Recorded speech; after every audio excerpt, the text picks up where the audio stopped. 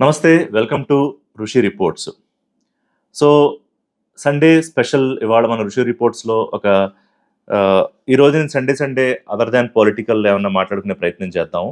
So, ఇప్పుడు నాకు మాట్లాడాలనిపించిన అంశం ఏంటంటే 'మను బాకర్'. 'మను బాకర్' గురించి మనం ఎందుకు మాట్లాడుకుంటున్నాము? ఎప్పుడు గూడా నేను ఒక విషయం చెప్తాను. మహిళలు కష్టపడి, పట్టుదలతో అనుకున్నది సాధిస్తే, వాళ్ళు అనుకున్న ఎత్తులకి ఖచ్చితంగా ఎదగగలరు. టైము ఒకరోజు అటో ఇటో, ఒక మంత్ అటో ఇటో, ఒక ఏడాది అటో ఇటో.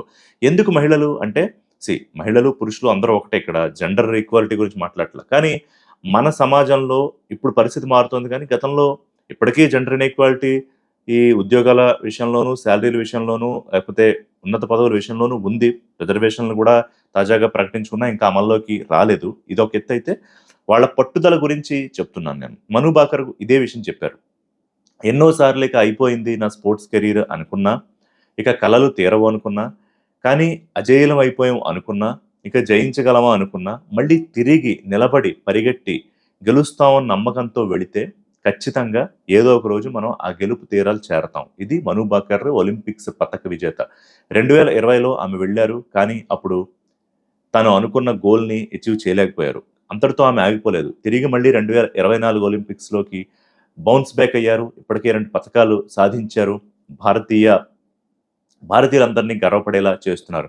మిగతా వాళ్ళు కూడా అనేక స్పోర్ట్స్‌లో వాళ్ళు గేమ్స్‌లోను పార్టిసిపేట్ చేస్తున్నారు. వాళ్ళ గురించి మళ్ళీ మనం మాట్లాడుకుందాం.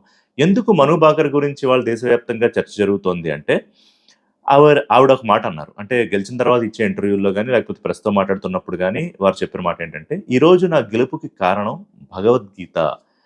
భగవద్గీతలో శ్రీకృష్ణుడు అర్జునుడికి ఏదైతే ఉపదేశం చేశారో, టీచింగ్స్ చేశారో, దానిలో ఉన్న ప్రధానమైన వ్యాఖ్యాలు వ్యాఖ్యలు వ్యాఖ్యలు వాటిని ఆధారంగా తీసుకొని ఈ స్పోర్ట్స్ ప్రయాణాన్ని కొనసాగిస్తున్నాను. That is very wonderful." ఇప్పుడు భగవద్గీత అనేది అనేక సంవత్సరాల క్రితమే ఇండియన్ స్కూల్ ఆఫ్ బిజినెస్‌లో గానివ్వండి, అనేక యూనివర్సిటీల్లో కానివ్వండి, బోధిస్తూ ఉంటారు. అంటే భగవద్గీత బోధించి అక్కడ ఒక హిందూ ధర్మం గురించో, లేకపోతే మీరు పలానా దేవుడిని పూజించండో అని చెప్పవు యూనివర్సిటీలేవిని. సో, ఇక్కడ నేను ఒక మతం గురించో, లేకపోతే ఇంకొక ఆచార సాంప్రదాయాల గురించో, లేకపోతే భగవద్గీతం ఒక మతానికి సంబంధించిన గ్రంథమనో, దీన్ని అలా చేస్తే తక్కువ చేసి చూసినట్టే. భగవద్గీతలో ఏముంటుందంటే, the reality of the life, the facts of life ఉంటాయి. అంటే ఒక మనిషి తన జీవితంలో తను జీవితాన్ని ఎలా నిర్మించుకోవాలి? ఎలా పైకి ఎదగాలి? తనకి ఎలాంటి సమస్యలొస్తాయి? వాటిని ఎలా ఛేదించుకుంటూ ముందుకెళ్ళాలి? ఒకవేళ గెలిచినా కూడా గర్వం లేకుండా ఎలా ఉండాలి? తనకు తెలిసిన దాన్ని ఇతరులకు ఎలా పంచాలి? సమాజంలో తన స్థానాన్ని ఇతరుల కోసం ఎలా ఉపయోగించాలి? ఇలా ఒక కలెక్టివ్ సోషల్ లివింగ్ అనే దానికి సంబంధించి అద్భుతమైన విషయాలుంటాయి. అర్జునుడికి అంటే అర్జునుడు అసలు భగవద్గీతకి ఆధారం మూలం ఏంటంటే, అర్జునుడు కురుక్షేత్ర యుద్ధ సమయంలో, తాను యుద్ధం చేయాల్సిన సమయంలో, కృష్ణుడు తన రథసారథిగా ఉన్నప్పుడు అర్జునుడు కృంగిపోతాడు. ఎందుకు కృంగిపోతాడంటే, "బావా కృష్ణ, ఇంతమందిని నేనిప్పుడు మట్టుబెట్టాలా? ఆల్రెడీ మనం చాలా మందిని పోగొట్టుకున్నాం. పాండవుల్లో ఒకడు, పాండవ మధ్యముడు అర్జునుడు. కౌరవులతో యుద్ధం చేయాలి కురుక్షేత్రం సంగ్రామంలో. కానీ వాళ్ళందరూ గూడా నా సోదరులే కదా! లేకపోతే నా మామలే, నా బాబాయిలు, నా పినతండ్రులు, లేకపోతే నా తాతయ్యలు వీళ్ళందరినీ కూడా వధించాలా? దీనికోసం దేనికోసం? ఏం సాధించడం కోసం అని ఆహ్, ఒక ధోరణిలోకెళ్ళిపోతాడు. అయితే శ్రీకృష్ణుడు చెప్తాడు, "నువ్వు కేవలం కర్మ మాత్రమే చెయ్యి. ఫలితం గురించి ఆలోచించొద్దు" అని భగవద్గీత అంతా ఆయన అప్పుడు చెప్తాడు. అదే ఈరోజు కూడా ఒక ప్రమాణంగా ఉంది. సో, ఎందుకని మను బాకర్ ఇప్పుడు ఆ విషయాలు మాట్లాడుతున్నారు, భగవద్గీతను తలుచుకున్నారు అంటే, తను దాన్ని నమ్మారు. ఏం నమ్మారంటే, "నువ్వు చేయాల్సిన పని మీద మాత్రమే దృష్టి సారించు. దీని ఫలితం ఏమవుతుంది అనేది నీ మెదడులోకి కూడా పని మొదలుపెట్టేటప్పుడో, పని చేస్తున్నప్పుడో రానివ్వకు. పని పూర్తయ్యాక కూడా వదిలేసేయి. దానికి రావాల్సిన ఫలితం వస్తుంది" అనేది.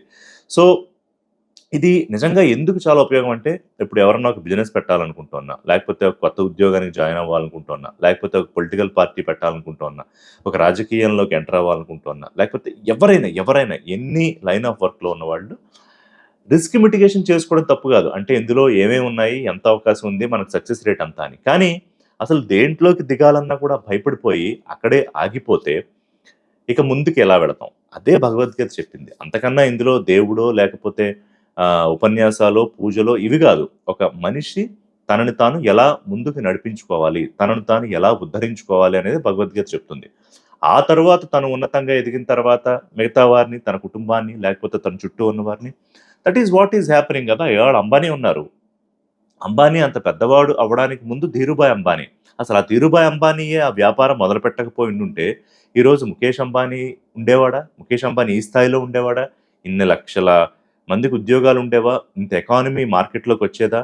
ఇప్పుడు తాజాగా అంబానీ పెళ్లి గురించి మాట్లాడుకుంటున్నాం. 5, 6 వేల కోట్లు ఖర్చు పెట్టారు అంటే మంచిదే గదా! 5, 6 వేల కోట్లు అంబానీ ఇంట్లో ఉండే డబ్బు, అంబానీ కుటుంబ సభ్యులు మాత్రమే అనుభవించకుండా అది బయటికి మార్కెట్‌లోకొచ్చింది. పెళ్లి అంటే పెళ్ళికి కావాల్సిన సామాన్లు కొనడమా? పెళ్ళికి కావాల్సిన మండపాలు వేయడమా? పెళ్ళికి కావాల్సిన ఇన్విటేషన్‌లు ముద్రించడమా? పెళ్ళికి కావాల్సిన వెహికల్స్ పెట్టడమా? విమానాలు పెట్టడమా? ఏదైనా కూడా అది మార్కెట్‌లోకి వెళ్ళిన డబ్బు. అది వాళ్ళ సొంతంగా ఎంత బ్రాండింగ్ అయింది, ఎన్ని వేల కోట్లు అది పక్కన పెట్టేయండి. మార్కెట్‌లోకి డబ్బు వినిమయం అయ్యిందా లేదా? అనేది ఇంపార్టెంట్. సో, ఆ భయం లేకుండా ఉండడం గురించి నేను చెప్పాను అంబానీ గురించి. ఇంకా అనేక మంది ఎగ్జాంపుల్స్ ఉన్నారు. మన చుట్టూనే అనేక మందున్నారు. సో, మను బాకర్ చెప్పిన దాని మీద కొంత ఏదో వివాదాలు అవుతూ ఉన్నాయి. అంటే భగవద్గీత మిగతా పథకాలు సాధించిన వాళ్ళు మరి ఏ గీత చదివారు? భగవద్గీత చదివారా లేదా? లేకపోతే ఇంకో దేశం వాడు ఏం చదివాడు? ఇదంతా. అది వివాదం చెయ్యాలనుకుంటే దేన్నన్నా వివాదం చేయొచ్చు. ఇక్కడ నేను హేతువాదుల్ని ప్రశ్నించట్లేదు. లేకపోతే ఇంకొకళ్ళని కామెంట్ చేయట్లేదు. ఎవరి నమ్మకం వాళ్ళది. ఇక్కడ నేను మతం గురించి కూడా మాట్లాడట్లేదు.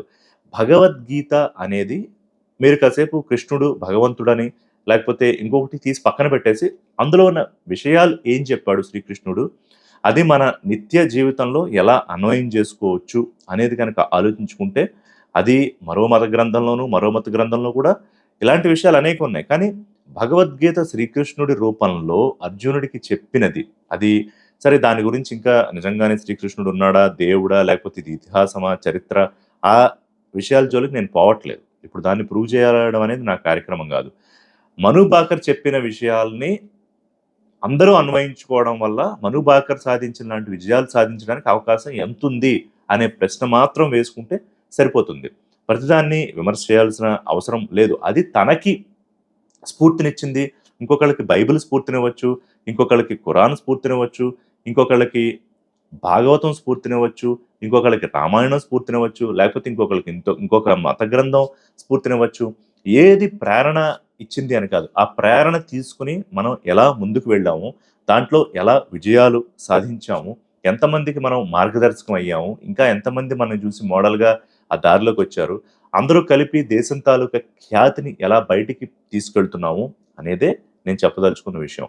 So, Manu Bakar all the very best. మీరింకా మరిన్ని పతకాలు సాధించాలి. ఇంకా అనేక ఒలింపిక్స్‌లో పార్టిసిపేట్ చేయాలి. మీతో పాటు భారతదేశం నుంచి ఎవరైతే ప్రాతినిధ్యం వహిస్తున్నారో వాళ్ళు అనేక మంది పతకాలు తీసుకొచ్చి ఒలింపిక్స్‌లో కూడా భారతదేశం జెండాను రెపరెపలాడించాలని కోరుకుంటూ thank you very much. This is Rishi signing off.